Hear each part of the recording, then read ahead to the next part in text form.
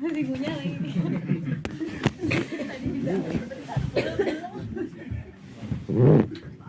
Tadi juga telan dulu.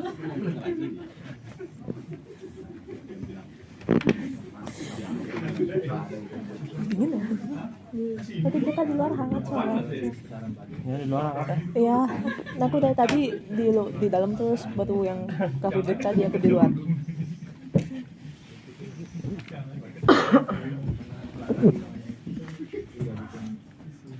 Ini mau kosong nih. Ya ngapain?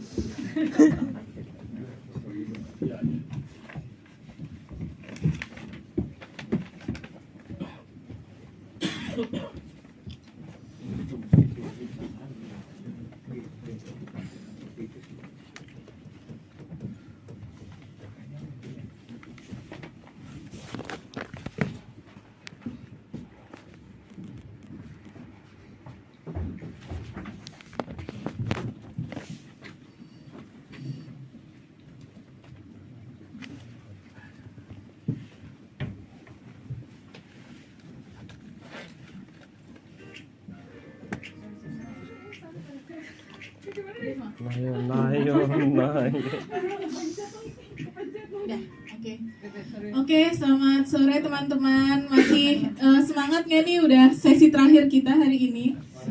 Semoga masih semangat untuk terus belajar dan mendengarkan materi-materi yang diberikan hari ini. Dan kita udah kedatangan narasumber kita untuk sesi ketiga ini, yaitu sesi pembuatan proposal dan pitch deck. Jadi setelah kita dari tadi membahas sisi kreatif, sekarang kita akan membahas sisi yang lebih challenging, sisi producing. Tadi kalau udah banyak yang nanya gimana ya caranya untuk kita bikin proposal atau kita menjual project film kita dan gimana menampilkan project itu dengan sebaik mungkin, kita akan belajar dari Bang John Badalu sore ini. Jadi Bang John Badalu adalah film producer dan juga programmer. Line up filmnya udah banyak banget ya Bang ya, dari film Indonesia sampai film Thailand juga Bang John produce, dan Myanmar juga ya. Jadi nggak hanya memproduksi film Indonesia, tapi Bang John juga memproduksi film-film dari sutradara-sutradara Southeast Asia lain. Selain itu Bang John juga programmer dan advisor untuk banyak sekali festival film internasional. Ada Busan, dulu Berlin, dan sekarang lagi yang akan berlangsung Bali Makarya Film Festival bulan Oktober nanti. Dan itu programmingnya luar biasa ya Bang ya. Jadi banyak sekali film-film terbaik Southeast Asia tahun ini akan diputar antara tanggal 16 sampai tanggal 21. Gratis di Beach Walk. Jadi teman-teman kalau mau melihat sinema-sinema dunia terkini dan terutama dari Southeast Asia, mudah-mudahan sempat menonton. Oke, mari Bang John, kita mulai sesi sore ini. Mudah-mudahan pasti ini akan seru banget untuk dipelajari ya, karena banyak banget yang pengen tahu gimana sih caranya bikin proposal film dan gimana caranya sih memulai menggagas sampai mendapatkan partner untuk film kayak gitu. Oke, Tangkas. Oke, kayaknya aku harus minggir-minggir juga ya. Ke tengah juga nggak apa-apa Bang, silakan. Oh, nanti ketutup. Oh ketutup, oh ya.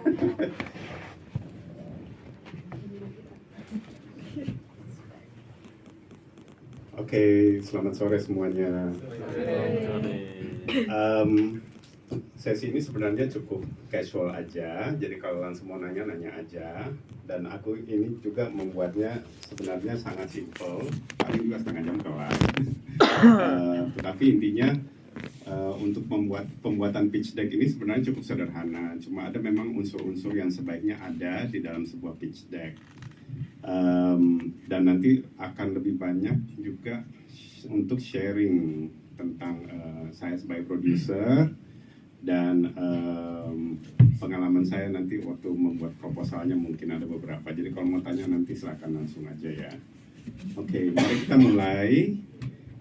Next. Nah, apa itu pitch deck? Banyak yang juga masih, mungkin udah banyak yang tahu, tetapi Mungkin aku jelaskan dikit aja bahwa pitch deck itu atau dossier, kadang-kadang disebut dossier, adalah sebuah bentuk presentasi singkat yang memberikan informasi dan atau menggambarkan tentang proyek film yang ingin kamu buat.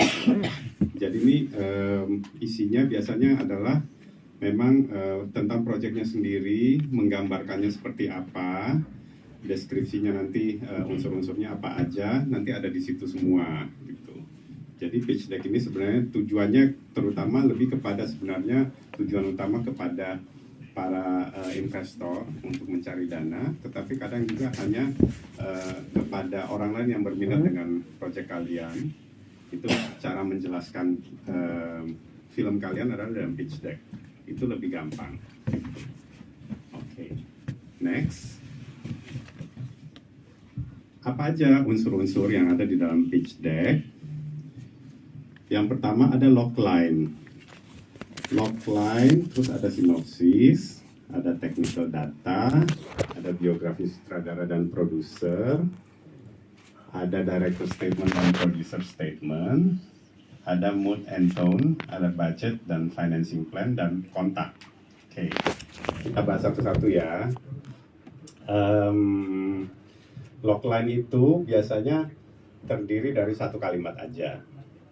Paling banyak 2 kalimat, tapi logline ini isinya adalah ide besar tentang film kalian. Jadi misalnya logline-nya adalah misalnya seorang anak yang ingin membeli sepatu baru, misalnya itu adalah logline. Atau film saya bercerita tentang isu bullying di sekolah, itu adalah sebuah logline. Jadi logline itu penjelasan paling mendasar dan paling umum tentang proyek kalian. Setelah itu, di sinopsis baru dikembangkan menjadi kurang lebih 1 paragraf. 1 paragraf itu biasanya 4-5 kalimat dan itu baru ada kerangka cerita. Jadi dari subjeknya ngapain, tujuannya kemana, konfliknya apa, apakah ada penyelesaian, atau apa, itu ada di sinopsis. Jadi itu lebih kepada kerangka yang ada di film kalian, kejadian-kejadian apa yang akan dialami oleh pemeran utamanya gitu. Nah, selain di sinopsis, biasanya technical data ini bisa ada bisa enggak, tetapi kurang lebih biasanya para investor ingin tahu film yang kalian buat ini durasinya berapa lama sih? Gitu. Kalian rencana mau bikin berapa menit? Misalnya ada yang mau buat dalam durasi 10 menit, ada yang mau buat dalam durasi 5 menit.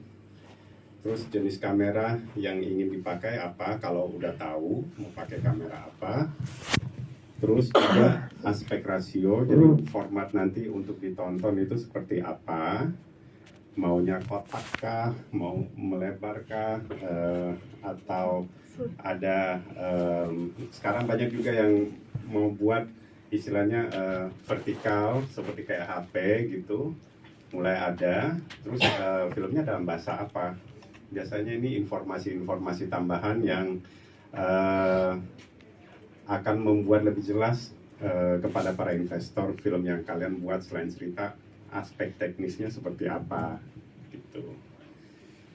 Nah, terus berikutnya adalah di pitch deck ini biasanya investor juga perlu tahu biografi kalian. Kalian sudah pernah mengerjakan apa aja sih? Sudah pernah buat film kah sebelumnya?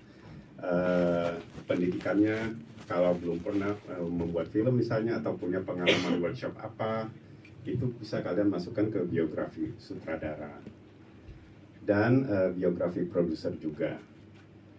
Nah, aku sarankan walaupun masih dari film pendek, sebaiknya kalian punya produser. Jangan sutradara dan produser satu orang gitu. Jadi kalaupun produsernya nggak punya pengalaman, nggak apa-apa, kalian jalan bareng aja gitu, sama-sama mencoba membangun tim sebagai produser sutradara. Karena nanti akan lumayan bagi-bagi tugasnya, walaupun masih film pendek, tapi itu juga akan membantu kalian berproses kalau nanti membuat film-film selanjutnya, atau nanti akhirnya membuat film panjang. Itu akan membantu kalau kalian punya produser, daripada kalian menjadi sutradara, produser, editor apa semua sendiri gitu. Nah itu akan pusing kepalanya nanti. Nah di director statement ini biasanya dan di producer statement tadi kan udah tentang biografi sutradara dan produser. Di director statement ini adalah perkataan sutradara yang kira-kira penting atau motivasinya gitu. Nanti kita jelaskan ada di slide berikutnya kurang lebih. Yang ini dan ini nanti ada di slide berikutnya. Kalau budget, nah budget ini harus sedetil mungkin kalau bisa. Mulai dari persiapannya, krunya, berapa hari syutingnya. Nah itu semuanya kalau bisa selengkap mungkin. Dan juga termasuk mungkin walaupun akhirnya biasanya suka tidak dimasukkan atau suka dilupakan atau dicoret aja adalah biaya marketing atau promosi. Karena pikir, film pendek lah, nggak usah, nanti aja marketingnya atau promosinya, karena mungkin budget produksi aja udah menghabiskan dana yang diperlukan. Tapi sebaiknya dimasukkan aja, kalaupun nanti akhirnya dicoret, misalnya, wah dapat dananya sekian, yang paling pertama dicoret biasanya adalah promosi, gitu. Distribusi gitu. Bikin poster atau apa yang gitu-gitu, biasanya dicoret duluan tuh, karena tidak menyangkut di produksi. Tapi kalau menurut saya itu latihan buat kalian membuat budget sedetil mungkin sampai biaya promosinya masuk. Karena itu buat latihan kayak film Hollywood biasanya biaya promosi dan marketingnya itu 2-3 kali lipat lebih besar daripada biaya produksinya. Gitu. Jadi mereka jauh-jauh hari biaya produksinya itu malah harus di-secure duluan walaupun biaya produksinya belum ada. Itu cara Amerika, tapi yang jelas kita juga bisa belajar dari situ, walaupun nanti pada akhirnya yang terakhir tuh yang dicari biaya-biaya untuk promosi dan distribusi. Oke. Yang sering kelupaan terakhir adalah kontak. Biasanya kalau ngirim pitch deck nih udah lengkap nih sinopsis apa-apa, terus kontaknya kemana ya? Ada yang lupa nulis emailnya, ada yang nggak ada HP-nya, jadi investor yang tertarik mau kontaknya kemana nih gitu. Nah itu jangan lupa, ini penting gitu. Biasanya udah rapi kemana-mana terus lupa yang terakhir PH-nya siapa, kontak personnya siapa gitu. Nah itu perlu banget, jangan sampai lupa. Oke, ada pertanyaan sejauh ini? Apa terlalu cepat? Oke, ini opsional. Selain yang tadi poin-poin unsur yang harus ada, kalau kalian pernah buat film sebelumnya, masukkan linknya di proposal itu. Jadi mereka bisa menonton film kalian sebelumnya, jadi biar lebih meyakinkan, oh dia pernah buat film ini, kemampuannya seperti ini membuat film. Jadi itu akan membantu biasanya para investor untuk menentukan istilahnya dana yang akan diberikan gitu. Terus kalau sudah punya treatment atau script, itu akan lebih bagus lagi juga disertakan. Treatment itu biasanya berupa sudah berupa script tapi tanpa dialog. Jadi sudah ada kejadian-kejadiannya, scene by scene-nya seperti apa, konfliknya seperti apa, si A dan si B berjalan, si A dan si B di rumah mendiskusikan soal apa. Nah itu semua ada di treatment. Kalau skrip lengkap dengan dialog-dialognya. Jadi itu opsional, nggak harus ada di sebuah pitch deck. Tapi kalau ada, itu akan sangat membantu juga buat mereka untuk lebih cepat mempelajari proyek film kalian karena sudah ada ceritanya gitu yang lengkap. Oke.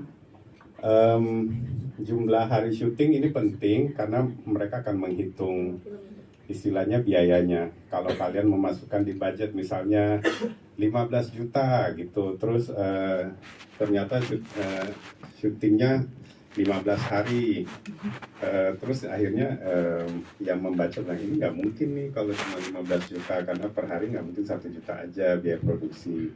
Jadi ini secara logika akan sangat membantu kalau kalian mencantumkan ini, kalau sudah tahu kurang lebih, kalau sudah di breakdown ceritanya, kira-kira ini perlu berapa hari syuting ya, dan itu berpengaruh ke budget gitu. Dengan adanya jumlah hari syuting ini akan mempermudah mereka untuk melihat secara keseluruhan budget kalian sudah benar belum, atau kalian kayaknya mungkin salah nih bikin budgetnya gitu.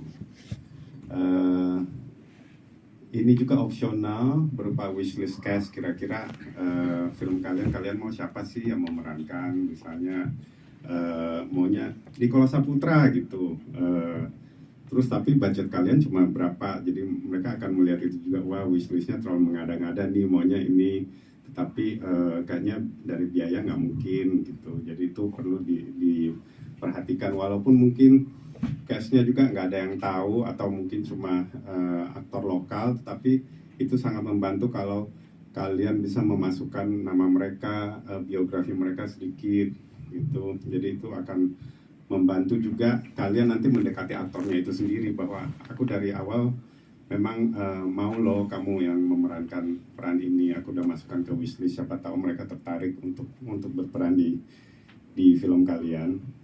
Terus satu poin lagi yang sebenarnya belum aku tulis adalah semacam surat reference atau surat rekomendasi. Nah, surat rekomendasi ini bisa kalian minta ke siapa aja yang kira-kira bisa memberikan rekomendasi buat kalian. Jadi sebagai bahan pengecekan untuk investor. Jadi kadang investor itu melihat, oh ada referensinya nih, misalnya proyekku kayaknya kurang kuat nih kalau nggak didukung oleh surat dari siapa. Jadi aku mungkin minta kita kayaknya terkenal nih dan temen, ya udah kita bisa nggak tulisin surat reference gitu. Jadi nanti aku tinggal tempelin di pitch deck-nya bahwa ini ada surat reference dari kita yang menyatakan bahwa iya, John Badalu memang ini pekerja film yang bisa diandalkan, bla bla bla. Saya percaya dia bisa menyelesaikan proyek ini. Itu sangat membantu. Jadi itu reference letter itu setidaknya memuluskan jalan kalau ingin mendapatkan investor, apalagi kalau namanya lumayan terkenal gitu. Oke, ada pertanyaan? Cukup jelas? Oke, kita lanjut lagi. Nah, ini tentang director statement. Director statement ini sebenarnya core atau inti yang paling penting dalam sebuah pitch deck, karena di sini sutradara itu berusaha mengekspresikan film apa sih yang ingin mereka buat, motivasinya apa sih gitu. Dan biasanya sutradara, dari pengalaman saya nih, sutradara kadang cuma lagi hangat-hangatnya isu bullying gitu di sekolah. Aku juga mau bikin tentang isu bullying di film saya gitu. Jadi dia akan menulis tuh di motivasinya, saya merasa isu bullying ini penting, jadi saya ingin bikin film tentang itu, siapa tahu berguna untuk masyarakat. Nah, itu terlalu umum biasanya. Jadi kalian harus punya sesuatu yang lebih personal, yang lebih pribadi, yang mendorong kalian untuk membuat film tersebut. Jadi bukan hanya isu yang lagi ngetren atau kira-kira yang mungkin kalian tahu, tetapi lebih bagus kalau yang kalian pernah mengalami sendiri isu tersebut. Jadi kalian tahu banget nih isunya tentang ini, kalian tahu banget nih unsur-unsurnya. Jadi kalian bisa mempresentasikan itu dengan bagus dalam bentuk film gitu. Biasanya kalau cuma berupa sesuatu yang trendy, itu ketahuan nih, kalian cuma tahu di permukaan aja isunya, tidak mendalam. Tapi itu memang tidak istilahnya tidak wajib ya. Kalian bisa aja membuat film, ya terserah kalian mau topiknya apa misalnya. Tapi sebaiknya sesuatu yang personal itu biasanya lebih dalam dan lebih kuat. Kalau nggak lebih dalam atau lebih kuat, juga mungkin kalian harus melakukan riset. Jadi riset itu sangat membantu untuk membuat ceritanya menjadi lebih kuat. Kalau tanpa riset, karena kalian cuma mungkin baca di koran tentang ini, ya udah aku bikin aja cerita yang sama. Kalau cerita yang sangat di permukaan, itu banyak banget orang yang juga sudah tahu ceritanya, jadi tidak akan menjadi sesuatu yang menarik lagi untuk ditonton. Karena ya TV pun kalau tinggal mengcover sebuah isu akan sama aja dengan kalian membuat film dengan isu yang hanya di permukaan gitu, nggak ada bedanya. Gitu. Nah, sebaiknya juga di director statement itu ada latar belakangnya gitu, yang membuat kalian tergerak untuk menjadikannya sebuah film. Apa yang membuat kamu tergerak sih untuk membuat film tentang itu? Gitu. Jadi kamu harus menggali ke belakang, kenapa sih aku tertariknya bikin film tentang ini, latar belakangnya apa, apakah kalian tinggal di daerah yang sama dengan isu yang muncul tersebut, atau apakah itu pernah terjadi ke teman dekat kalian, atau apapun isunya itu, kalian perlu menjelaskan sedikit latar belakangnya. Misalnya aku kemarin memproduksi sebuah film tentang imigran Myanmar yang melarikan diri dan tinggal di Paris sekarang.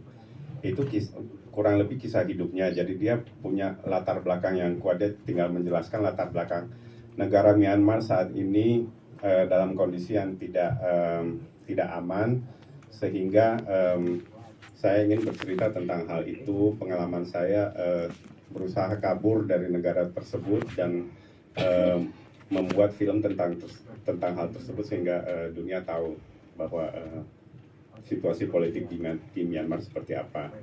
Nah, itu yang menjadi sebuah statement yang sangat menarik dan mendalam.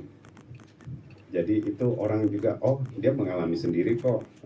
Itu kita dengan gampang, bukan dengan gampang sih, tetapi lebih punya nilai plus untuk dipertimbangkan oleh investor untuk mendapatkan uang. Gitu. Nah, ini juga biasanya opsional sih. Kalau kebetulan memang kamu pernah mengalami hal yang sama, atau memang pengalaman diri, atau semacam sedikit semi autobiografi, itu lebih kuat biasanya karena kalian tahu banget, kalian mengalami sendiri isu tersebut, sehingga director statement kalian juga menjadi sangat kuat karena yang baca pun, oh iya dia mengalami sendiri kok hal ini, jadi pasti tahu banget nih isunya seperti apa yang dia alami. Itu yang akan membuat proposal kalian jadi menarik. Gitu. Ada pertanyaan? Cukup jelas? Oke ya, kita lanjut lagi ya. Nah, producer statement, sebagai produser agak berbeda nih point of view-nya. Caranya memberikan statement adalah kenapa sih produser ini tertarik untuk menjadi produser di film tersebut gitu. Apakah sutradaranya temennya, apakah memang produsernya juga pernah mengalami isu yang sama sehingga dia ingin sekali ikut merealisasikan sebuah film tentang isu ini, apakah dia juga memang sebagai selain teman dekat mungkin punya agenda khusus yang ingin dia sampaikan mengenai film tersebut, sehingga kelihatan sebagai satu tim yang kuat gitu, bahwa oke, produser juga punya motivasi yang kuat untuk membuat film tentang hal yang sama gitu. Produser juga bisa menjelaskan sedikit tentang hubungannya dia dan sutradara, berapa lama mereka kenal di mana, dan iya itu penting loh. Jadi dari situ kelihatan bahwa hubungan kalian memang solid gitu, udah sebagai kayak satu tim yang kuat gitu. Nah, selain itu produser biasanya juga akan memberitahukan film-film apa aja yang mereka sudah pernah dia produserin sebelumnya. Tapi kalau produsernya baru nggak apa-apa juga gitu, nggak masalah. Jadi bilang aja bahwa ini proyek pertama, aku terlibat sebagai produser, tapi ya dia siap belajar juga. Jadi nanti dia juga akan istilahnya menambahkan sedikit strategi atau rencana-rencana untuk apa aja sih yang dia perlu lakukan untuk merealisasikan proyek ini gitu. Jadi ada kira-kira step-stepnya dia yang bisa dia share ke para calon investor gitu. Oke, kayaknya ini nggak ada yang tanya dari tadi. Lihat di contoh mungkin. Lihat contoh baru ya, oke. Siap. Ada? Nggak? Ada pertanyaan? Nggak? Belum pernah ya? Belum kebayang. Belum kebayang. Sekarang kurang lebih agak kebayang nggak? Gitu. Pitch deck itu seperti apa? Oke. Next. Apalagi next? Nah, mood and tone. Mood and tone ini sebenarnya adalah berisikan foto-foto, reference atau video yang kira-kira menggambarkan warna atau atmosfer dari film yang akan kalian buat, gitu. Termasuk juga lokasi-lokasi yang kalian akan pakai untuk syutingnya, misalnya lokasinya di daerah lembah atau di daerah gunung, jadi mungkin kalian akan menampilkan foto-foto di daerah yang mungkin kalian nanti merencanakan akan syuting di sana, misalnya di Batur gitu, jadi mungkin kalian ke Batur ngambil beberapa foto di shoot, nanti dari situ kalian masukkan ke pitch deck, maunya seperti ini nih gambarnya di film saya gitu. Atau kalau ada video sedikit ya kalian videoin aja, nanti dimasukkan linknya dan bilang ini maunya kurang lebih gambarnya seperti ini, warna birunya maunya seperti ini, atau harus banyak kabut, atau kalau rumah misalnya lokasi rumahnya seperti apa. Nah itu semua bisa ditampilkan di mood and tone ini. Jadi di mood and tone ini jadinya kita sebagai yang membaca pitch deck mempunyai visualisasi terhadap proyek film kalian. Film kalian akan seperti apa sih? Apakah agak horor gelap semua gitu, atau maunya agak tentang komedi jadi harus banyak warna, atau macam-macam. Jadi tergantung lokasi kalian dan cerita yang akan ditampilkan. Oke, kalau ada musik mungkin juga bisa ditulis list lagunya. Jadi kebayang kira-kira moodnya akan seperti ini nih filmnya. Nanti musik-musiknya juga kurang lebih akan seperti itu. Walaupun kalau mengambil musik yang udah jadi kan mahal bayarnya. Jadi kalau kalian menciptakan minimal kalian udah bisa punya bayangan. Dan biasanya aku nggak tahu, setiap filmmaker itu punya cara yang berbeda-beda untuk berproses menulis skrip. Kalau rata-rata sutradara saya anjurkan mereka bikin playlist untuk film yang akan mereka buat. Jadi misalnya bikin playlist 10 lagu deh gitu. Jadi kalian dia buat tuh misalnya, oke, aku masukin listnya gitu-gitu. Dari situ waktu saat mereka bikin skrip, biasanya kan kadang teksnya dari lagu tersebut, oh iya ya bisa dibuat seperti ini skripnya. Atau ada juga yang mungkin enggak, aku maunya memang ceria-ceria aja gitu filmnya, jadi dia banyak list lagunya yang ceria. Nah itu akan berpengaruh ke mood mereka menulis biasanya. Itu yang aku sarankan ke sutradaraku biasanya, jadi buat sebuah playlist. Nah playlist ini yang biasanya mereka bisa dimasukin ke pitch deck, bisa juga enggak, tetapi itu sebagai pedoman kalian dan kepedoman semua kru nantinya. Kalau presentasi ke kru, aku maunya filmnya kayak gini nih moodnya, dengerin musiknya. Jadi kru juga mulai terbiasa dengan musik-musik tersebut gitu. Nanti juga sebagai guidance untuk music scoring. Jadi nanti yang membuat musik untuk film kalian udah punya bayangan nih karena dikasih playlist sebelumnya gitu. Oke, ada pertanyaan lagi? Belum. Ada pertanyaan yang dari Zoom. Oke. Oh iya. Jadi dari Adam Iva mau tanya Pak John, gimana kalau sutradara dan produser ini pacar atau suami istri? Karena pernah ada kasus di proyek film lain itu dilarang meski ada alasan mereka sudah sering kerja bareng. Aku juga tidak menyarankan sih. Tapi pada prakteknya lumayan banyak ya Bang. Pada prakteknya lumayan banyak. sebenarnya memang nggak ada larangan, tetapi untuk menghindari hal-hal yang tidak diinginkan sebaiknya jangan, karena gini, kamu akan membahas proyek ini di jam kerja, begitu pulang kerja kalian masih membahas aja karena tinggal serumah, karena jadi lumayan intens gitu. Terus kalau misalnya berbeda pendapat dan udah benar-benar nggak bisa menyatu, itu bisa ngambek-ngambek, kan nggak jalan nih proyeknya gitu. Bisa Putus tiba-tiba. iya, tiba-tiba akhirnya malah benar-benar putus tuh hubungan gara-gara sebuah film gitu. Aku dulu pernah kerja di sebuah proyek dengan pacar. Nah itu sama tuh kejadiannya. Padahal juga di kebijakan perusahaan udah bilang bahwa sebaiknya di sebuah proyek jangan pasangan gitu. Kita ya pura-pura aja waktu itu, kayak disembunyiin aja ya kali ya, kita nggak pacaran gitu, jadi nggak kelihatan gitu ya. Lama-kelamaan ketahuan juga dan akhirnya terus kita berantem. Nah itu proyek jadi kacau balau.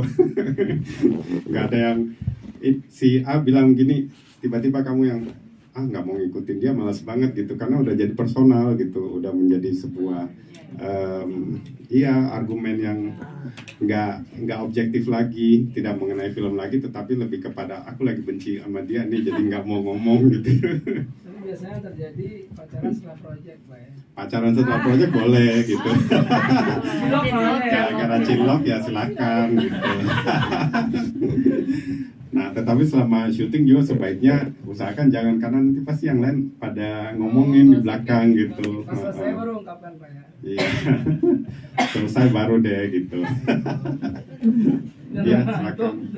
Kalau soal itu kan soal antara pasangan Iya. dengan pacar, tapi kan hubungan manusia bisa aja kalau saya kerja sama dengan Pak John, saya nggak suka sama Pak John, saya nggak mau kerja sama Pak John, kan itu bisa aja terjadi. Iya, bisa banget. Itu Tapi malah dibolehkan. makanya itu kan memilih kru dan segala macam kan itu sangat hati-hati. Biasanya chemistry-nya memang harus juga cocok. Jadi masalah biasanya pemilihan kru kan ada juga head of department-nya kalau produksi yang besar ya, misalnya tim kameramennya 1, terus asistennya mungkin ada 4 gitu. Kamu kalau nggak cocok dengan cuma asisten, itu bisa bicara dengan head of department-nya gitu. Tapi kalau misalnya benar-benar posisinya sama nih, ribut, itu akan setengah mati. Jadi memang dari awal makanya dibuat wishlist gitu. Aku maunya krunya siapa ya, kamera siapa, art directornya siapa, misalnya siapa. Nah kalau produser dan sutradara dulu nih yang awal bilang, aku nggak suka nih sama yang ini gitu, sutradara, tapi dia paling bagus gitu. Nah itu harus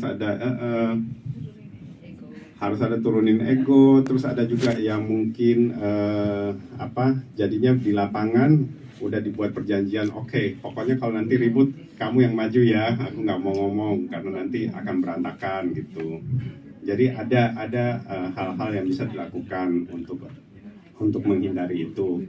Tapi biasanya memang sebaiknya sutradara yang memilih krunya, karena dia yang pasti lebih nyaman dan lebih merasa bisa bekerja dengan yang ini dan yang itu. Produser mungkin bisa kasih pendapat, tapi produser nanti tidak banyak mengintervensi di lapangan kalau bisa. Jadi biarkan sutradara yang melakukan itu dan line produser. Kalau produser ada sesuatu yang agak nggak nyaman atau melihat itu, dia bisa memberitahukan ke line producer atau sutradara yang untuk memberitahu ke kru yang kira-kira akan timbul konflik gitu. Tapi memang diusahakan kalau bisa sebuah tim itu harus solid gitu, harus semuanya menyenangkan. Jadi syuting itu nggak jadi bete juga gitu. Jadinya nanti begitu tiap hari mau ke syuting tuh udah males gitu, aduh akan ketemu orang ini malas banget ya, nanti berantem lagi di lapangan hanya hal-hal kecil. Hal-hal kecil pun akan jadi besar biasanya.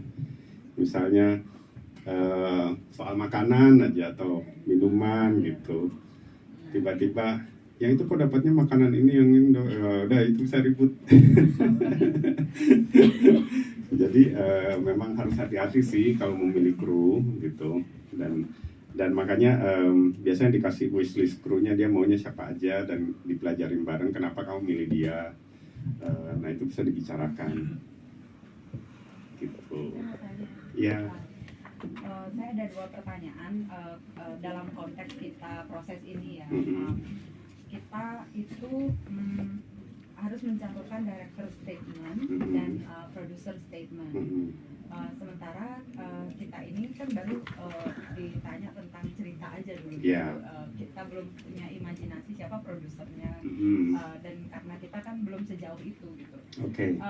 Untuk menyiasati ini harus ada, jadi kita pakai orang lain begitu atau bagaimana? Itu yang pertama. Yang kedua, untuk biografi sutradara, saya pikir memang ini penting. Tetapi kalau dalam konteks saya memang beginner ya di dalam film. Apa bisa barangkali saya mencantumkan karir atau apa yang mendukung trust dari si produser ini. Misalnya saya pernah menyutradarai pementasan di luar negeri, di university Belanda dan Prancis, tapi itu teater bukan film. Apakah boleh seperti itu? Karena kita beginner kalau dalam konteks film. Kemudian untuk kontak person juga, berarti itu kan kayak seseorang yang tahu siapa kita gitu kan, yang tahu bagaimana kita bekerja. Jadi itu bisa konteks orang-orang yang katakanlah kalau saya akademisi, barangkali orang yang tahu seseorang yang tahu di lingkungan kampus saya kan bisa begitu ya. Meskipun dia bukan orang film gitu. Nggak masalah. Karena saya memang beginner di dunia film dan ya silakan Pak. Kalau untuk produser, memang biasanya pemula kan kadang belum punya produser, dan kalau di tahap pemula ya sambil dipikirkan aja dulu kira-kira siapa yang bisa jadi produser saya. Sementara di pitch deck ya dikosongin aja dulu yang produsernya, producer statement, tapi begitu dapat kamu masukkan itu. Dan juga biasanya untuk itu, nah sebaiknya juga kalau mencari produser jangan cuma satu kali ketemu langsung ya oke, kamu jadi produser ya gitu. Kalau bisa spend waktu dulu jalan 1-2 kali untuk melihat kalian cocok nggak ya untuk kerja bareng satu tim, karena ini berpengaruh banget. Kerja berbulan-bulan ke depan itu harus bareng gitu, walaupun mungkin dia produser film gitu, tetapi kadang nggak cocok, jadi sebaiknya take your time gitu untuk itu. Tapi tergantung skala proyeknya juga. Kalau merasa bisa menjadi produser sendiri dari awal, bisa aja sebagai produser director. Tapi aku menyarankan banget sebaiknya harus ada produser, walaupun nggak punya pengalaman apa-apa sebagai produser. Tapi minimal mungkin sebagai teman baik atau siapa yang kamu bisa anggap kamu aja jadi produser, bantuin saya gitu untuk di awal, itu bisa gitu. Jadi dari situ akan kelihatan lebih solid. Untuk biografi itu juga nggak masalah kalau pemula. Biasanya memang karena belum punya karya di dalam film, sebutkan pendidikannya apa, pernah terlibat di bidang seni yang mana, itu nggak masalah gitu. Karena kan yang nanti dilihat adalah hasil dari film yang akan dibuat. Terus apalagi tadi reference ya, reference letter juga sama, nggak harus dari orang film, karena yang jelas kalaupun kalian belum pernah buat film terus tiba-tiba minta ke gitu, tiba-tiba minta ke kita bikinin dong, kita juga aduh mau nulis apa, akunya nggak kenal juga gitu. Jadi ya karena nanti kan juga kadang investornya cross check dengan kita kamu kenal nggak dengan ini, dia gimana anaknya gitu, bisa nggak ini, nanti akan bingung gitu jawabnya, karena sebagai formalitas aja. Jadi memang sebaiknya harus kenal gitu, harus tahu siapa kalian gitu. Bang, aku izin menambahkan dikit, menjawab pertanyaan bahasanya tadi. Kalau untuk specifically untuk tahap selanjutnya Purwacarita sebenarnya nggak harus udah ada produsernya. Jadi untuk proposal selanjutnya yang akan disubmit, kalau belum lengkap timnya juga nggak apa-apa sama sekali. Yang penting ada at least director statement atau creator statement, karena nanti kan timnya juga akan dilengkapi tentang apa yang mau dibuat di Boleh proyek nanya tersebut. tambahannya, berhubungan kalau director statement itu perbedaannya dengan logline itu apa? Kayak konteksnya, kalau director's statement tuh kalau dalam pemahaman saya lebih kayak personal director's visionnya, tolong dikoreksi. Sementara kalau logline itu lebih ke vision yang lebih general tentang si film ini. Apakah betul gitu? Betul.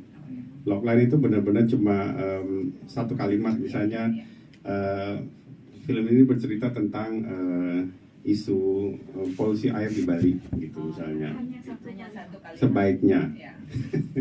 Jangan panjang-panjang. Kalau mau berpanjang-panjang di sinopsis aja. Mungkin bisa ke contoh kali ya Bang, biar ada Iya. bayangannya. Nanti aku ada contoh sebuah pitch deck kalau mau lihat yang sederhana. Kalau masih ada pertanyaan dulu. Izin Ya. bertanya. Mau ini apa namanya? Menegaskan mau sharingnya juga dari Pak John.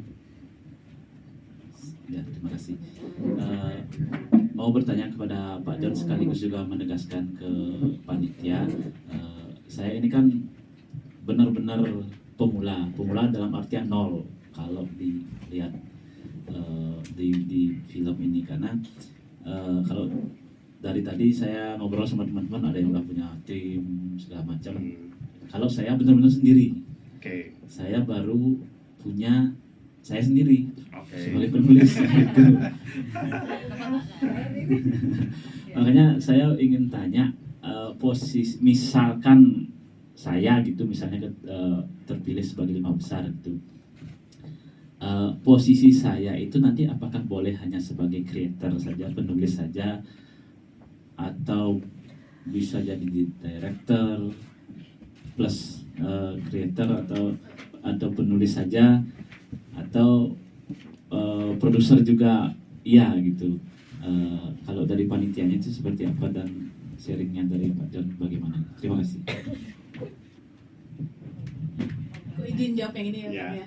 Jadi nggak apa-apa banget kalau emang masih sendiri. Maksudnya mungkin makanya nggak perlu disebut director statement kalau belum yakin mau jadi sutradaranya atau enggak.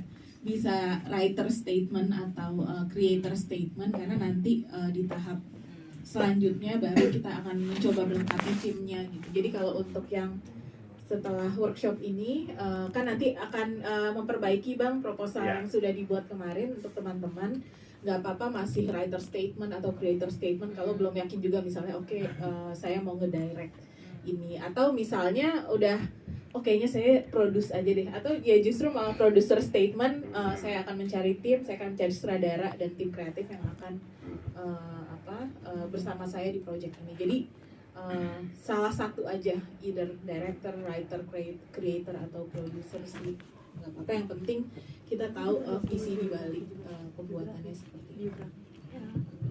Dari pengalaman saya pernah memberikan workshop di Malaysia untuk 10 sutradara.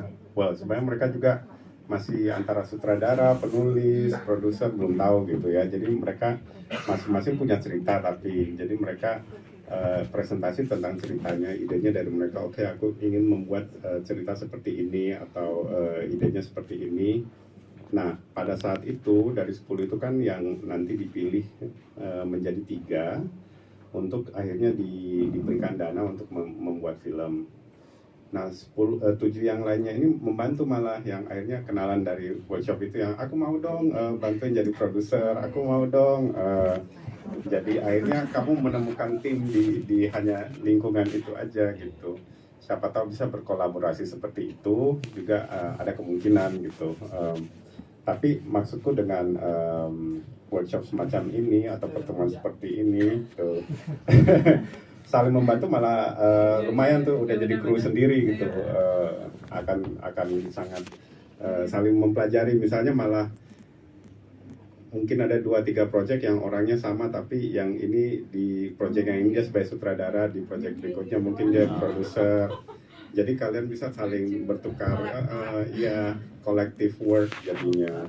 Itu sangat saling share pengalaman kan, itu juga akan bagus menurut saya sih gitu.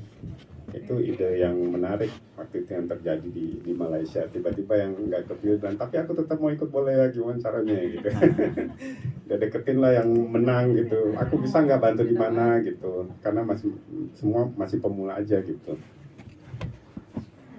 Terima kasih. Oke. Jadi bagi yang menang buka lowongan pekerjaan.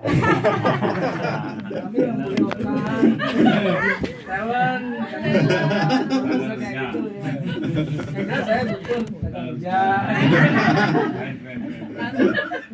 Grup WA-nya berubah ya. Ada pertanyaan lain? Mungkin ke contoh. Ya. Mau nanya tentang budgeting sih, kalau di proposal itu biasanya budgeting ditaruh angkanya per divisi atau per divisi itu di breakdown lagi, mungkin makanan dari warung ini berapa atau Ke contoh. aja kasih angka. Ke contohnya. Sedetil mungkin malah lebih bagus. Jadi minimal biasanya berarti kalian sudah tahu benar-benar ongkos makan berapa, misalnya krunya kalian mau bayar berapa. Lebih bagus detail daripada kalian cuma menyebut kamera sekian, misalnya transportasi misalnya 50 juta tapi tidak dijelaskan 5 mobil berapa hari.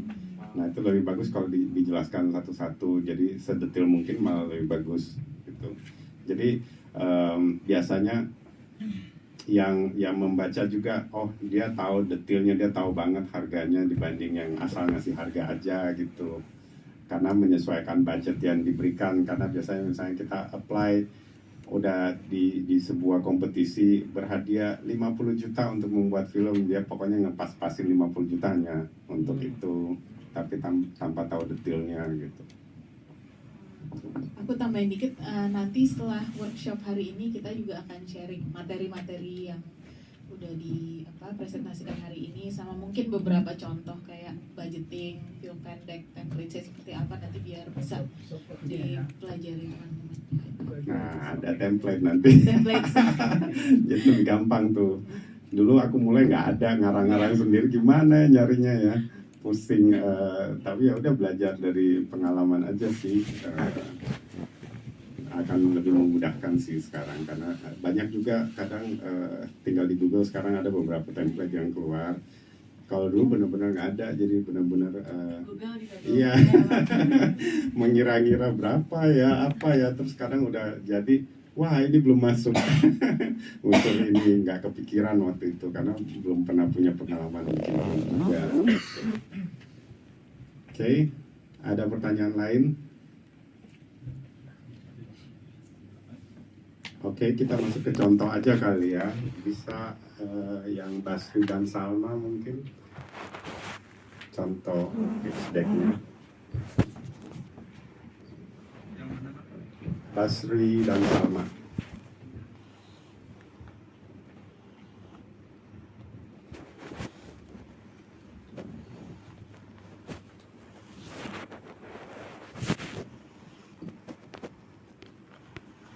Nah, ini film pendek yang aku produserin. Judulnya Basri and Salma in the Never Ending Comedy. Gitu.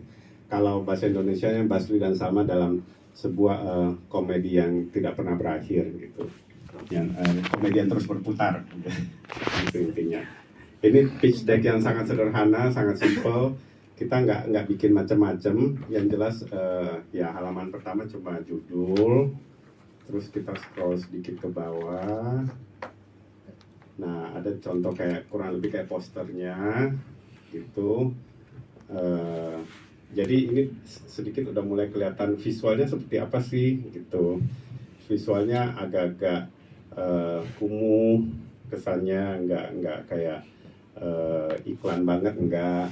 Karena modelnya kan kelas bawah, maunya agak berdebu gitu. Jadi memang dibuat kesan seperti itu. Udah kelihatan, terus lanjut. Nah ini technical datanya sedikit, kurang lebih durasinya 15-20 menit, syutingnya dalam format digital. aspek rasionya rencananya 4:3, bahasanya Indonesia dan bahasa Makassar karena sutradaranya orang Makassar, dan dia mau syutingnya di Makassar gitu. Oke, lanjut. Nah, ini sinopsisnya agak panjang, tetapi ini kurang lebih ceritanya. Jadi ada beberapa, pokoknya intinya tentang Basri dan Salma ini adalah pengusaha odong-odong yang kayak komedi putar yang kecil itu. Terus mereka udah menikah selama 5 tahun tapi belum punya anak. Terus satu hari mereka harus ke rumah keluarga, dan di keluarga mereka itu rata-rata kakak adiknya itu sudah punya anak banyak. Jadi keluarganya itu agak chaos digambarkan bahwa semua ramai di meja makan. Jadi banyak dialog di meja makan. Terus nah di sana mereka ditanyakan gitu, kenapa masih belum punya anak gitu intinya. Jadi mereka diam aja, mereka nggak menjelaskan apa-apa.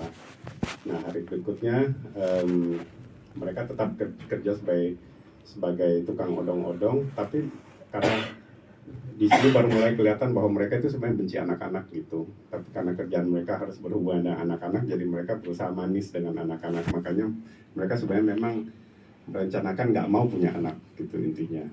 Tapi nggak dijelaskan dari awal. Jadi memang sengaja. Terus baru di adegan terakhir baru kita lihat bahwa siapa sih yang sebenarnya nggak mau punya anak, Basri kah yang nggak mau punya anak, atau Salma kah yang nggak mau punya anak gitu. Jadi ada kayak komedinya gitu. Kita nonton dibuat bertanya-tanya siapa sih sebenarnya yang nggak mau, atau kenapa sih mereka benci anak-anak gitu. Ini diceritakan dalam 15 menit. Oke.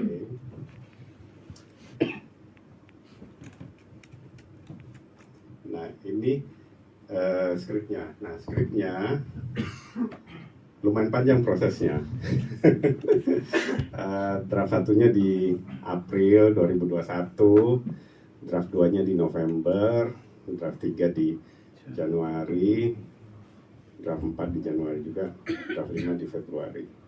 Nah, proses cerita dari draft 1 sampai draft terakhir itu berubah banget ceritanya gitu. Jadi kita banyak berdiskusi soal ini karena juga ini sesuatu yang baru untuk Kosi. Kosi juga belum nikah, nggak punya anak, tapi dia juga emang nggak punya rencana mau menikah gitu. Jadi isunya sebenarnya dia tahu, tetapi pada saat besar dia nggak tahu banyak gitu. Jadi dia asal mengarang aja gitu, ceritanya maunya seperti ini, semua itu kurang dalam atau kurang kuat karena kamu nggak tahu perasaan pasangan yang nggak mau punya anak. Jadi aku bilang kamu riset dulu deh gitu, tanya-tanya ke beberapa pasangan yang memang nggak mau punya anak gitu. Kenapa sih mereka nggak mau punya anak? Jadi dia riset, makanya lama nih, April ke November. Begitu dia balik, agak berubah tuh skripnya. Terus ada adegan di meja makan yang lumayan panjang, yang hampir 10 halaman sendiri. Itu aku bilang, itu kalau di film pendek bosan banget loh, orang duduk di meja makan aja ngobrol 10 menit. Untuk sebuah film pendek, orang akan malas. Dia bilang, tapi saya memang maunya membuat penonton itu bosan banget gitu, kata dia. Kalau kamu bisa membuat seperti itu sih oke, tapi biasanya pasti gagal gitu. Pasti orang malah benar-benar bosan dan akhirnya keluar gitu, akhirnya nggak nonton. Nah, dari situ banyak diskusi yang terjadi sehingga ada perubahan-perubahan itu. Oke, mungkin kita skip skripnya lumayan. Aku masukkan skrip karena waktu itu udah lengkap skripnya. Dalam bahasa Inggris karena waktu itu kita lagi mau apply dana di luar negeri untuk film ini, makanya dalam bahasa Inggris. Ini juga ya bahasa Inggris kita nggak ada yang perfect, jadi semua yang ya asal bikin aja dulu, nanti dikoreksi-koreksi.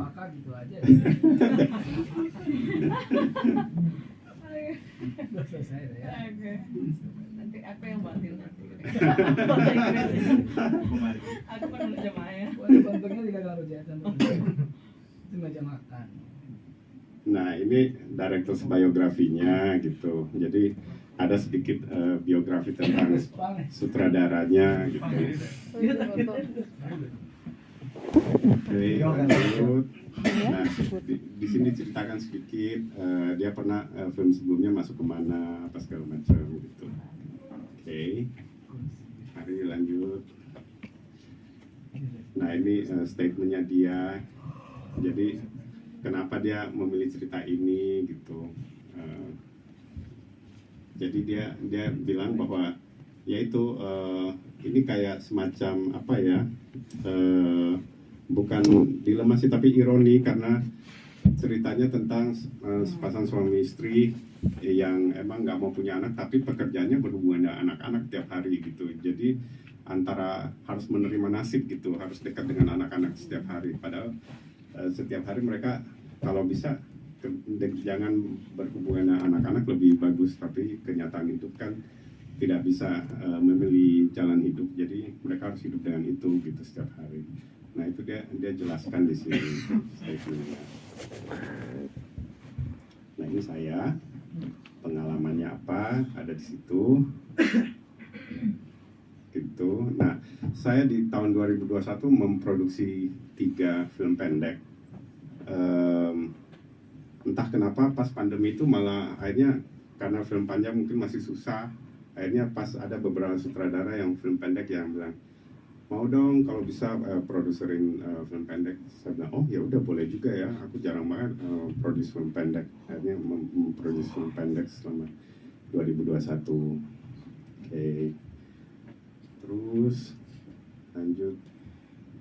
Nah ini kurang lebih rencana syuting waktu itu. Rencananya mulai dari Juli, syutingnya di September rencananya waktu itu. Nah, ini semua disusun ya berdasarkan perkiraan aja. Ini bisa meleset, kadang malah bisa lebih pendek, tergantung dari tim dan tim kalian aja. Kalau saya berprosesnya biasanya cukup lama dan Kosi juga maunya lama, misalnya kayak script conference atau script reading itu banyak banget. Kalau dia kita hampir 6 minggu tuh, hampir setiap weekend ada reading script untuk para aktor. Jadi aktornya udah di casting dari 2 bulan sebelumnya, udah di casting dan diwajibkan ikut reading setiap weekend gitu. Lumayan menguras tenaga untuk aktor yang film pendek yang kayaknya cuma 15 menit tapi wah 6 minggu untuk biar apa pemerannya agak nyaman dengan satu sama lain berperan sebagai suami istri. Kan mereka juga baru kenal di casting, kamu jadi suaminya, kamu jadi istrinya, ya udah kalau langsung syuting agak gawat, jadi mereka dikasih reading banyak gitu. Ini prosesnya. Oke, lanjut lagi. Nah ini reference letter dari Bapak Joko Anwar yang mengenal Kosi dan memberikan, oke, saya mengenal Kosi, saya percaya bahwa dia bisa bikin film bla bla bla. Nah ini ada sedikit reference gitu karena kita apply dana ke luar negeri gitu. Oke. Nah ini yang mood and tone atau visual reference. Jadi kurang lebih kita maunya visualnya seperti ini gambarnya. Nah ini Kosi dan 1-2 timnya memang ke pasar malam untuk memotret, untuk melihat bahwa ini nih kayak gini nanti lokasi syutingnya, warnanya maunya dibuat seperti ini. Nah ini visual reference. Oke, lanjut. Nah ini kalau dekat shotnya kurang lebih seperti ini gitu. Lanjut lagi. Nah kayak gini. Ini kalau siang hari. Terus lanjut. Nah ini kalau malam hari. Jadi minimal orang bisa lihat kira-kira visualnya akan seperti apa. Oke. lanjut. Nah, ini banyak nih visual reference-nya biar minimal orang tahu seperti apa.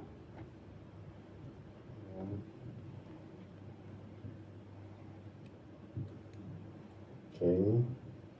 Nah, ini ada dari pemotretan di pasar malam, dia membuat klip foto-fotonya, jadi kayak snapshot saja, jadi biar orang gampang melihat keseluruhannya. Oke. Nah, ini film sebelumnya, linknya. Oke.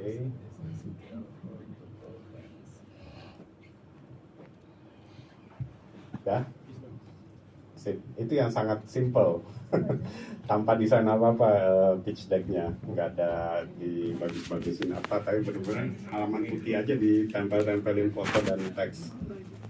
Itu yang simple. Budgetnya belum ada. Budgetnya ini aku nggak masukin karena waktu itu sudah ditentukan, jadi yang dana yang kita mau apply udah kasih tahu gitu. Jadi kita juga tanya, nah itu tergantung persyaratan tiap funder. Jadi kayak yang kita apply dia udah menuliskan bahwa oke, dana yang kita sediakan misalnya berapa 15.000 US gitu. Jadi ya udah kita udah tahu kurang lebih 15.000 US yang kalau kita dapat gitu. Oke, ada pertanyaan untuk contoh pitch deck ini ya? Yang apa? Budget yang US dollar ya? Kalau seandainya masuk proposal tahun ini kan pakai rupiah yang berlaku sekarang, terus kalau maunya disetujunya tahun depan terus berubah lagi nilai rupiahnya ke US, gimana cara hitungnya? Nah, itu kita menyesuaikan tergantung dari yang kita terima aja. Jadi misalnya nih kita iya nggak baku, jadi misalnya budgetnya yang diberikan 15.000 untuk saat ini, misalnya kursnya adalah 15.000 untuk 1 US, tahu-tahu tahun depan turun menjadi 14, ya udah budget kita juga turunin gitu akhirnya sesuai dengan yang kita terima aja. 20.000 Kang Wang bisa sekali. Ya. Bang, ada pertanyaan dari teman-teman yang di Zoom. Oke. Dari Petra, seberapa panjang idealnya director statement? Nggak panjang-panjang amat sih ya. Kalau bisa maksimum 1 halaman, jangan lebih, itu udah cukup. Kalau setengah halaman pun yang penting langsung to the point, ke intinya. Bukan skripsi ya Mas? Iya, bukan. Nulis tesis. Nggak perlu dipanjang-panjangin intinya, jangan pakai formal kemana-mana gitu. Ada pertanyaan kedua dari Adam Iva. Untuk bikin pitch deck soal budgeting, kadang sebuah ide dianggap terlalu besar untuk budget yang ada. Padahal sebagai kreator kita sudah ada gambaran untuk mengakalinya. Gimana itu triknya, Pak? Nah, itu namanya ada financing plan selain budget. Jadi begitu, misalnya kalau kita mau apply ke sebuah institusi, kan udah ditentukan tuh budget yang mereka atau hadiah uang yang diberikan adalah misalnya sebesar 100 juta, sementara mereka ingin membuat yang 200 juta gitu. Jadi ada plan 100 juta lainnya mau dicari dari mana gitu. Nah, itu namanya financial plan selain budget. Jadi misalnya budgetnya disesuaikan 100 juta dan 100 juta lainnya dari mana? Misalnya dari sponsor A, dari sponsor B, dari apakah dari crowdfunding berapa persen, atau ternyata dari temannya ibu saya yang kaya 50 juta gitu, udah pasti dapat, masukin aja gitu. Jadi intinya iya, keluarga saya ada 100, kalau masing-masing menyumbang 100.000 dapat nih gitu. Sekian, jadi itu akan kelihatan juga, jadi nggak masalah gitu kalau misalnya budget yang di-apply sekian, tetapi mereka udah tahu sisa budgetnya mereka bisa dapat dari mana. Oke. Ada pertanyaan lain? Jadi itu kalau misalnya mau ngisiin foto-foto mood and tone itu kita harus langsung ke tempatnya. Nggak harus. Atau boleh ngambil foto referensi dari Boleh, mana? boleh. Tapi alangkah bagusnya kalau langsung ke tempatnya. Karena itu juga membuat kalian mengenali kira-kira lokasi kalian untuk syuting nantinya. Jadi gini, maksud saya memang bisa kamu ngambil dari Pinterest aja bisa gitu. Misalnya ngambil dari Google manapun bisa, tetapi kalau kamu langsung survei sendiri, kamu tahu nih letak matahari di jam segini di mana. Kalau nanti syutingnya jadinya kalian tahu, oh kalau aku mau syuting di sini nantinya lokasinya, aku harus memikirkan mataharinya nih. Atau suara, ini hitung-hitung istilahnya reki. Jadi survei lokasi untuk melihat lokasi itu ribut nggak sih? Kalau nanti kalian adegannya mau sepi, ternyata terus sebelahnya ada masjid gitu. Bali jarang sih ada masjid ya, tapi kalau di daerah lain masjid itu lumayan ada di mana-mana. Jadi harus memperhatikan banget jam dan suara masjid dari mana gitu. Nah, jadi hitung-hitung itu sebenarnya latihan buat kalian untuk melihat lokasi dan juga mulai memikirkan letak kamera. Kalau misalnya lokasinya sempit, kamera nanti mau diletakkan di mana ya, krunya kalau 50 orang mau ditaruh di mana ya gitu. Ada tempat parkir nggak ya nanti kalau misalnya kita datang dengan berapa orang gitu. Nah itu akhirnya kamu jadi lebih punya bayangan dibanding kamu ngambil dari internet aja. Nggak masalah sih gitu. Tapi intinya itu latihan buat kalian langsung lihat ke lapangan juga. Menurut saya gitu. Aku nambahin dikit ya Bang. Mungkin biasanya kan kita pergi, oh survei nih kayaknya tempat sini bagus jadi lokasi gitu. Nah biasanya kita emang aja nggak apa-apa nggak pakai pemain yang udah final, misalnya kayak oh ada satu nih kayaknya lumayan cocok lah untuk jadi foto. Nah itu yang bisa kita manfaatin untuk jadi kayak semacam stand in gitu.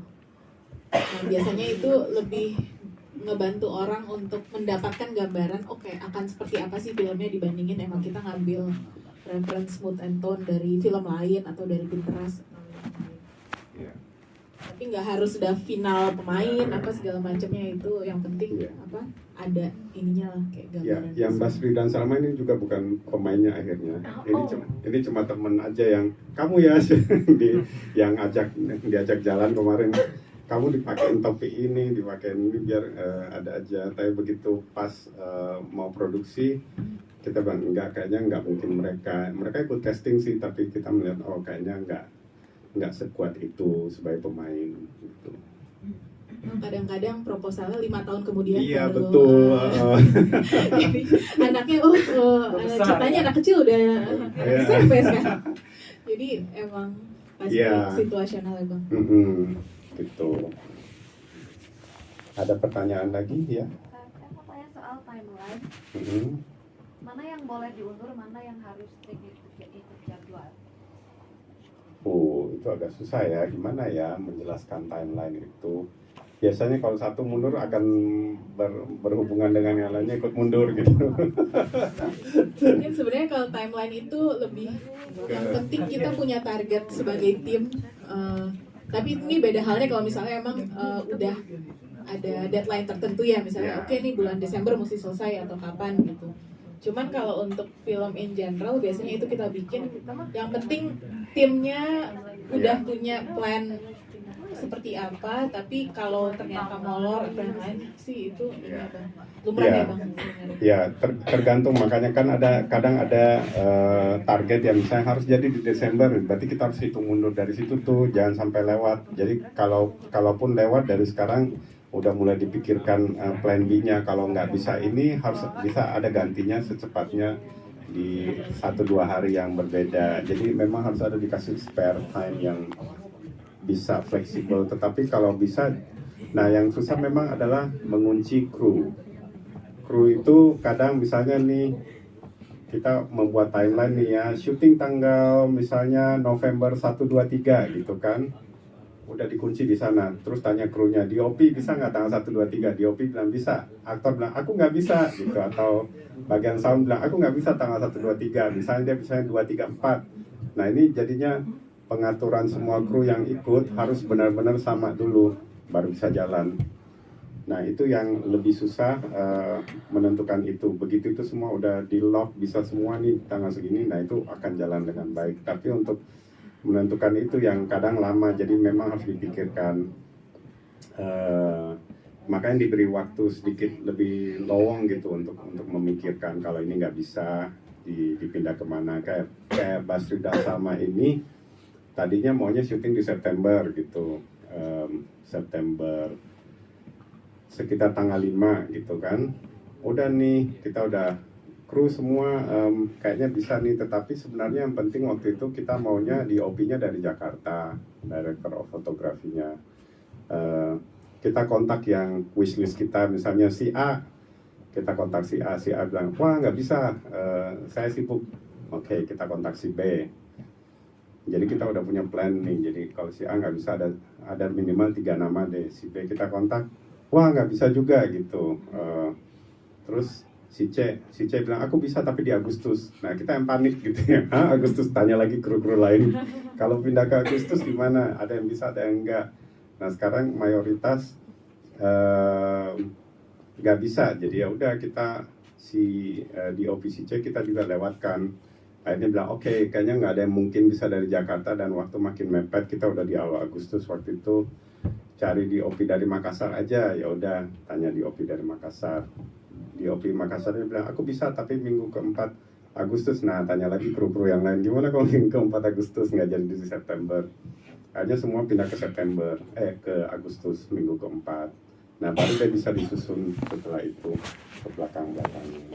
Itu berefek pada budgeting juga nggak? Seharusnya tidak gitu.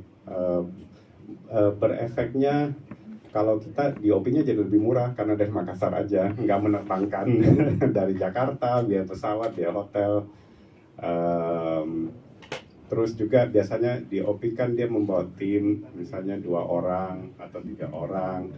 Nah, kalau semuanya dari Makassar itu benar-benar lumayan menghemat 3 tiket pesawat, 3 kamar tidur, gitu. Jadi lumayan gitu.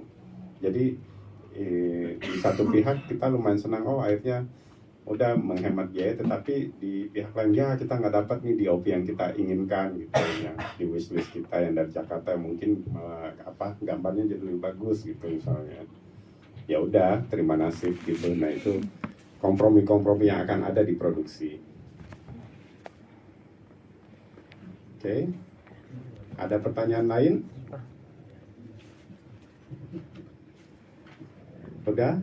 Aku mau kasih lihat contoh lain lagi atau sudah? Boleh.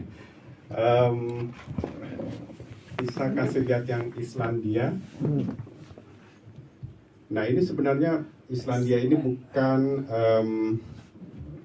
bukan pitch deck, tetapi ini semacam scrapbook yang lumayan menolong para sutradara kalau mau membuat produksi gitu. Karena ini referensinya lumayan banyak. Jadi Islandia ini dari sutradara Spanyol. Aku tadinya mau memproduksi film ini. Ini film panjang. Nah, kita sudah develop project ini kurang lebih 3 tahun. Terus akhirnya batal, nggak jadi diproduksi, nggak dapat dana, pokoknya semuanya berhenti gitu intinya. Tapi bahan presentasi kita ke investor kurang lebih seperti ini, tidak berbentuk pitch deck yang resmi gitu. Oke, mari kita mulai dikit-dikit. Nah, logline-nya sebenarnya itu One Country, 5 Volcanoes, 3 Ways to Love. Udah. Jadi ceritanya tentang itu. Misalnya, ini nama sutradaranya Juan Macario.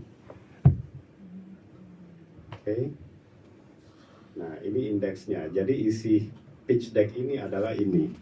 Ada short synopsisnya, ada long synopsisnya. Dia menggambarkan karakternya. Jadi film ini ada 3 karakter. Karakternya siapa aja dia gambarkan dengan jelas. Scene-nya nanti kayak apa, udah ada dibayangin kepalanya. Fotografinya seperti apa.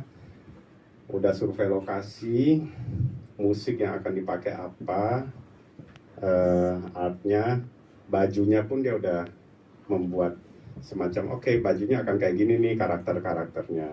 Jadi ini kayak reference visual banget gitu. Ya, silakan. Nah, ini sinopsis pendeknya gitu. Gambarnya nanti agak-agak ini ya, X-rated ya, jadi jangan dipoto ya. Nah, terus oke. Jadi dia sebenarnya juga fotografer, jadi fotonya bagus-bagus banget. Nah, ini long sinopsisnya, cerita cinta segitiga. Oke.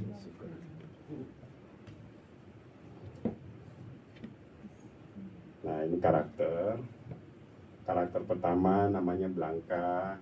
Dia siapa, karakternya seperti apa, ini dijelaskan.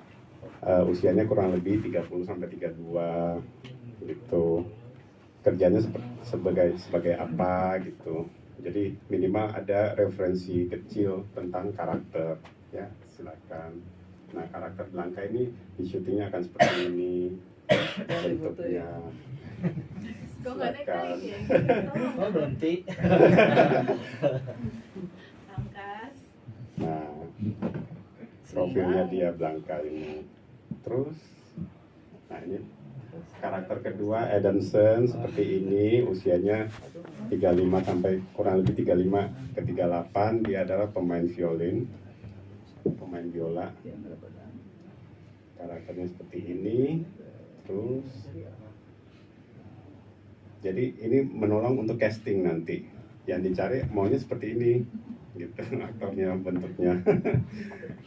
Oke.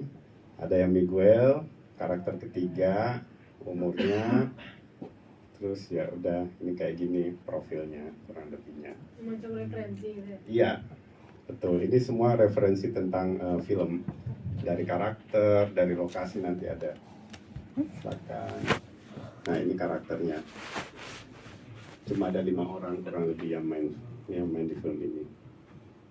Shot-shotnya akan seperti ini maunya filmnya.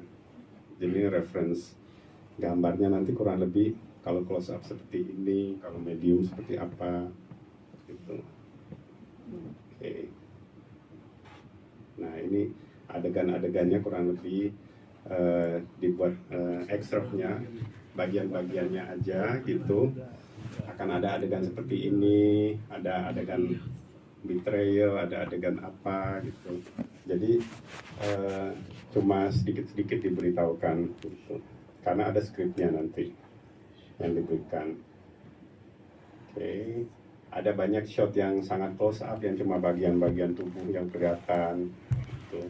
Makanya close up-nya seperti ini. Nah, cahayanya begitu. Nah, ini benar-benar kayak photobook.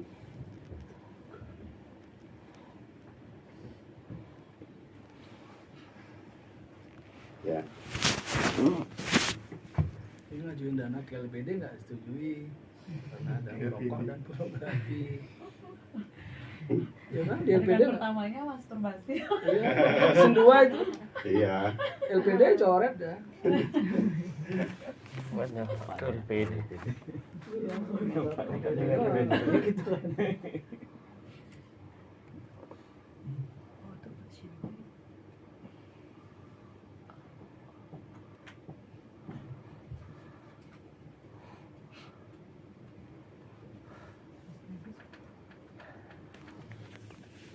Ini kalau nggak salah sekitar 125 halaman. Nah,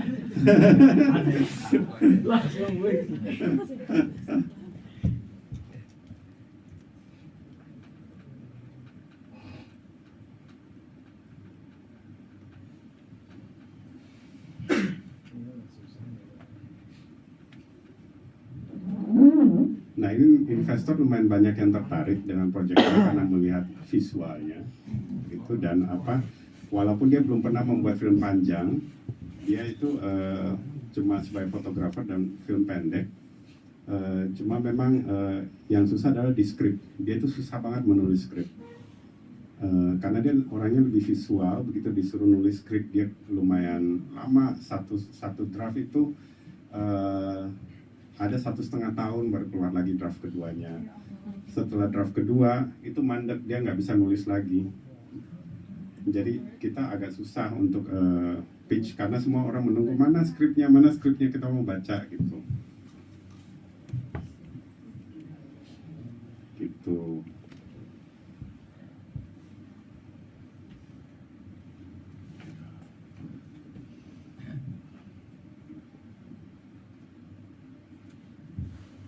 Kalau landscape dia seperti itu.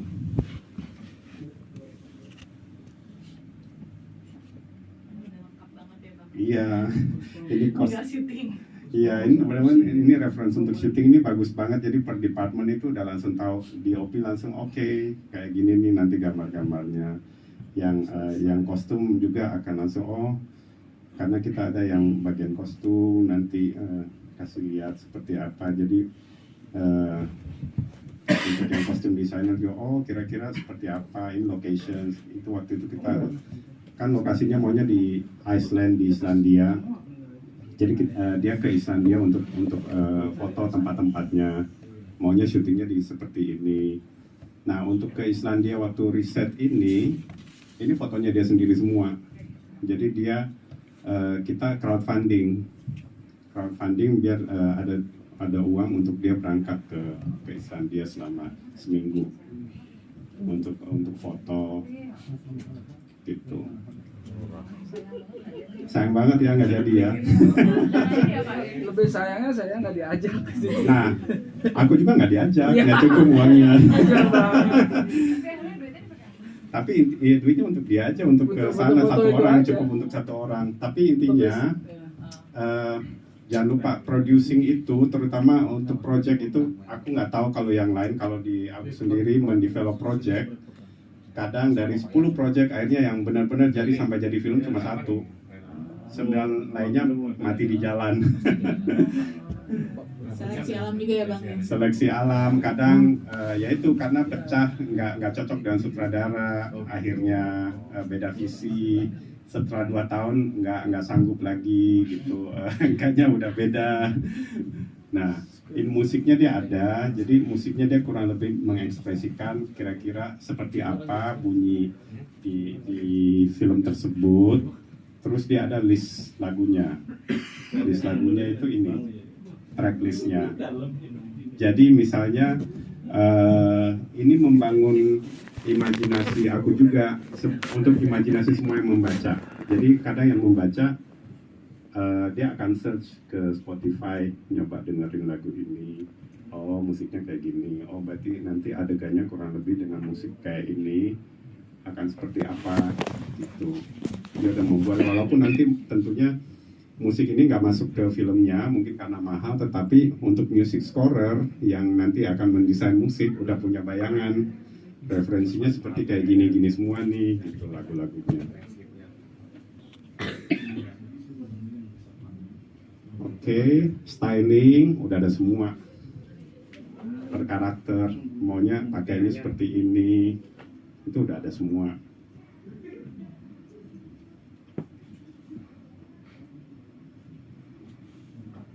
Lengkap. Ini enak banget nih untuk tim produksi. Kalau tinggal kasih buku ini kayak gini maunya, langsung yang wardrobe udah akan mencari seperti itu, musik scorer akan membuat musiknya seperti ini, DOP-nya udah tahu.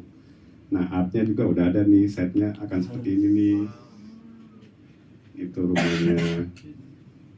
Nah ini dia banyak ambil dari IKEA, nggak semua dia foto sendiri. Gitu.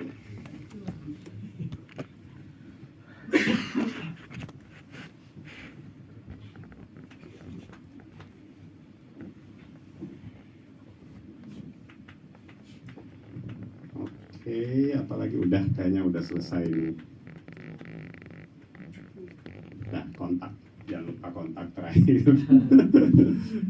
Nah, ini contoh yang paling lengkap, tapi ya tetap ini bukan pitch deck, tetapi istilahnya ini sangat membantu untuk sebuah pitch deck kalau mau tahu lebih banyak secara reference visual. Lebih ke mood and tone-nya ini, tapi ya 100 lebih halaman ini gitu. Ada pertanyaan?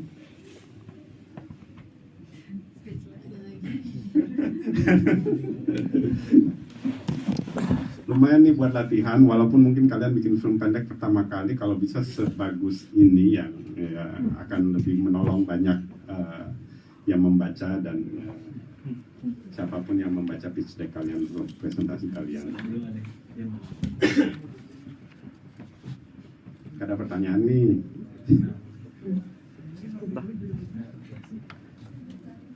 Ada lagi? Mungkin sebelum kita tutup.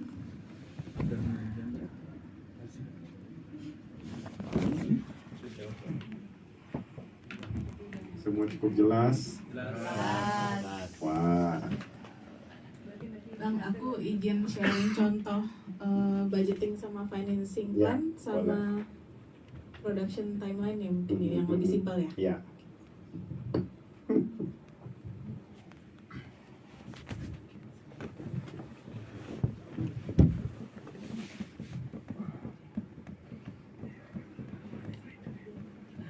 Nah dulu ini di zaman aku mulai di film juga nggak ada tuh yang mau share budgeting contoh dengan angka-angka, itu nggak ada.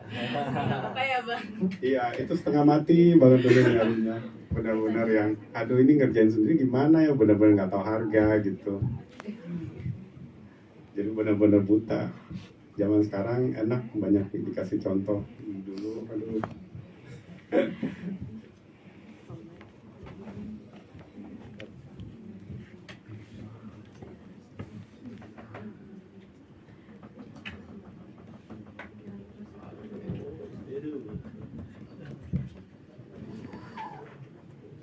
Udah ke download tante.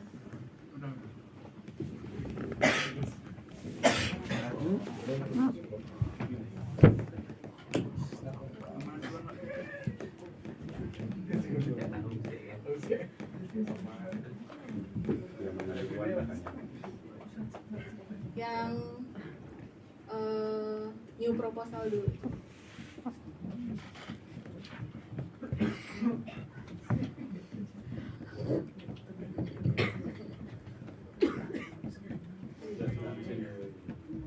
Jadi ini mungkin contoh dikit yang versi lebih simpel boleh ya bang? Ya, ini filmnya udah jadi, tapi ya semuanya yang dicita-citakan di proposal ini tentunya tidak semuanya terjadi, terutama bagian financing plan. Boleh turun dulu. Jadi kalau ini kemarin kita karena udah ada beberapa yang support itu kita masukin pertama biar orang believe sama projectnya. Lanjut. Nah ini yang saya sempat mention tadi tentang skala nih skala. Jadi emang ini yang jadi roots dari keseluruhan konsepnya. Terus aja, angkas. Terus ini sama kayak yang tadi ya. Director's note, kenapa pengen bikin film ini. Nah terus ini yang tadi saya bilang, ini sebenarnya kita nggak pakai talent asli, cuman kita emang sambil hunting ya waktu itu Gus De, kita culik aja anak satu, terus kayak kita coba, oh kita pengen coba ini kostumnya karena waktu itu konsepnya memang pengen semuanya dari alam, jadi kita coba-coba aja sambil kita foto-foto. Nah ketika kita mencoba mengeksersis ini bisa jadi materi buat bikin proposal juga ya Bang ya. Lanjut.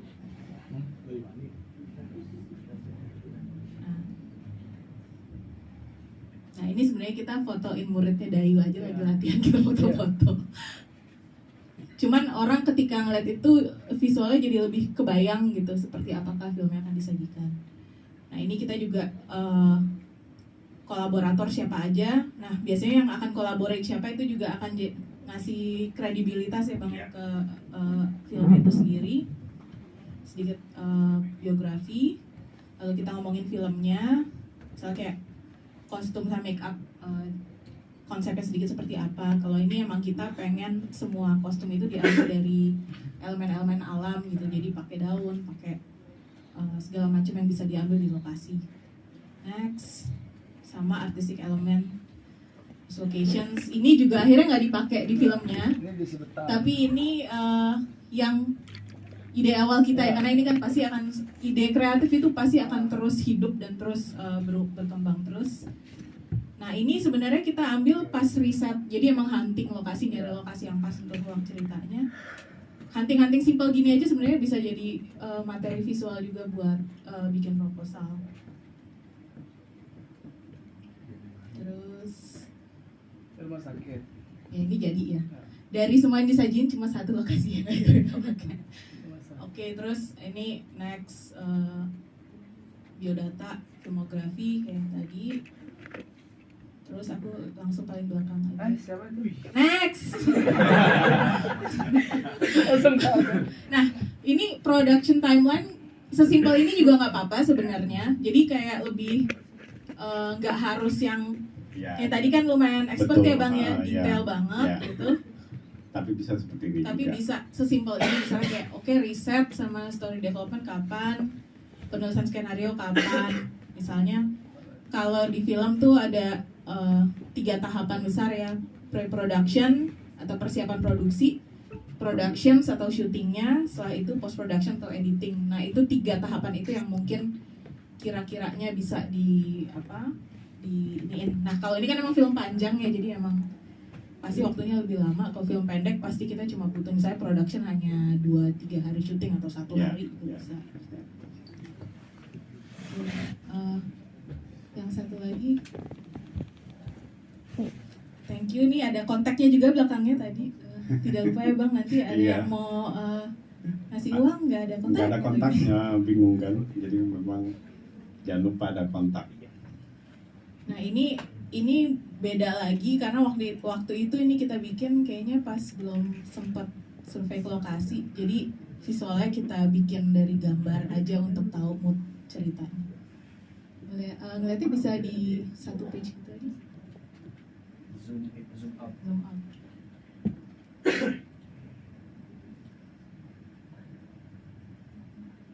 Oke. Next. Ini sama kayak yang tadi Bang John ceritain. Ini kebetulan waktu itu kita buat untuk ikut workshop, jadi emang teknikalnya lumayan agak lebih lengkap. Lalu ada logline ya Bang ya, contoh logline sama setengah page sinopsis juga. Nah mungkin ini yang paling belakang, nggak apa-apa langsung.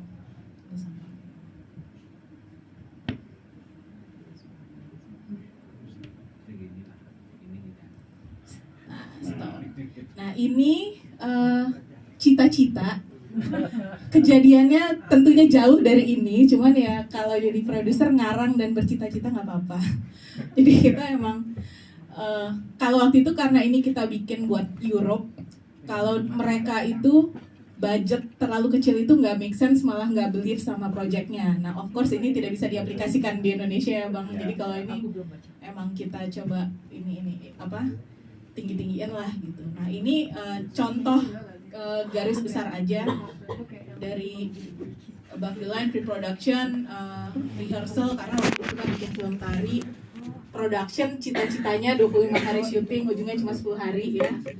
Post production, film copy sama itu. Nah ini contoh ketika kita bikin film budget ini yang tadi Bang John sempat mention tentang financing plan, yaitu rencananya tuh duitnya dapat dari mana aja. Ini saya nggak ngomong hanya untuk kompetisi ini, mungkin ini juga bisa pengetahuan yang bisa diaplikasikan ke project-project selanjutnya. Biasanya kita emang punya kayak cita-cita ini duit dari sini, kita apply dari mana, misalnya kayak confirm financing. Kebetulan waktu itu kita udah dapat misalnya kayak beberapa funding yang akan mensupport, kita masukin itu di confirm. Terus misalnya kayak Sony juga support, meskipun bukan bentuk uang tapi value, mereka bantuin kayak minjemin kamera, tetap kita hitung gitu ya Bang ya. Terus misalnya yang udah dapat segini, yang belum dapat segini. Nah itu yang disebut financing plan. Jadi dari keseluruhan budget yang direncanakan untuk didapat kira-kira gimana. Nah of course ini lebih banyak ngarangnya sih dibanding benernya pada aplikasinya, cuman kira-kira gini buat jadi gambaran. Misalnya dari Dan grants itu lumayan banyak ya Bang ya untuk film pendek. Maksudnya setahu saya memang kayak Kemdikbud itu tiap tahun punya kompro ya. Iya. Yang mereka mensupport pembuatan film pendek juga. Nah itu cuma maksudnya kalau kompro itu ada syarat-syaratnya juga, tergantung kalian film pendeknya mau didistribusikan kemana, karena mereka punya ada masalah distribusi, bukan masalah tapi ada mereka punya rencana distribusi juga. Jadi kalau dapat dana dari situ mungkin nggak kemungkinan untuk distribusi ke luar negeri lebih kecil dibanding dapat dana dari tempat lain. Kayak misalnya Basri dan Salma tadi kita apply ke Singapura Film Festival, kita dapat akhirnya dananya untuk post produksinya di Bangkok. Jadi dana post produksi kita aman gitu, tapi juga kita nggak dapat dana dari dalam negeri malah nggak ada. Kita apply satu lagi di sebuah media platform XRM Media, itu kita dapat funding untuk produksi. Jadi semuanya dari luar uangnya gitu waktu itu. Oke, udah Takas. Jadi ya itu ini contoh contoh kasar aja ya Bang ya. Yeah. Ini jarang dibuka, cuman ya memang biasanya rahasia dapur ya Bang, cuman memang rahasia dapur. Di sini aja ya teman-teman, jangan disebarkan ke tempat lain. Ya. Ada pertanyaan mengenai financing, budget? Sebenarnya kalau ini meskipun pada prakteknya tidak terwujud semua, yang penting kita punya cita-cita idealnya tuh gimana gitu. Karena itu semua pasti akan bertumbuh dan menyesuaikan dengan kondisi. Wishlistnya lah gitu. Wishlistnya lah. Wishlist untuk aktor, wishlist untuk kru, wishlist untuk budget. Maunya kalau bisa yang nyaman segini, tapi biasanya dapatnya berapa gitu. Nah itu menyesuaikan. Kayak ya itu tadi kita aktor maunya ini tapi nggak bisa, akhirnya harus ya kompromi. Produksi berapa hari berkurang karena budgetnya cuma segini. Oke, kalau ada yang mau nanya lagi terakhir sebelum kita tutup hari ini? Cukup? Oke, terima kasih Bang Dion, teman-teman boleh